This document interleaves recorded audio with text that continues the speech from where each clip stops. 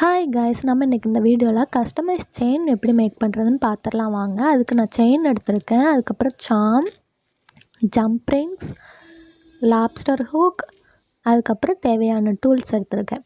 இப்போ நான் செயினுக்கு வந்து எப்பொழுதுமே 45 சென்டிமீட்டர்ஸ் எடுப்பேன். உங்களுக்கு நீங்கள் எவ்வளோ வேணுமோ அதுக்கேற்ற மாதிரி நீங்கள் எடுத்து கட் பண்ணிக்கலாம்.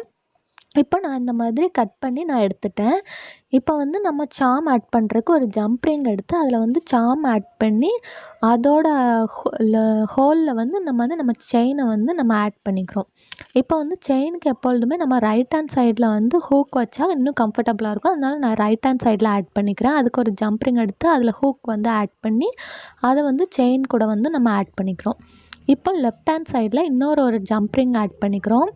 ஆட் பண்ணி நம்மளுக்கு இந்த மாதிரி இப்போ செயின் வந்து ரெடி ஆயிடுச்சு. உங்களுக்கும் இந்த மாதிரி கஸ்டமைஸ் செயின் பிரேஸ்லெட் வேணும்னா என்னோடய இன்ஸ்டா இல்லைனா வாட்ஸ்அப் கான்டாக்ட் பண்ணுங்கள்.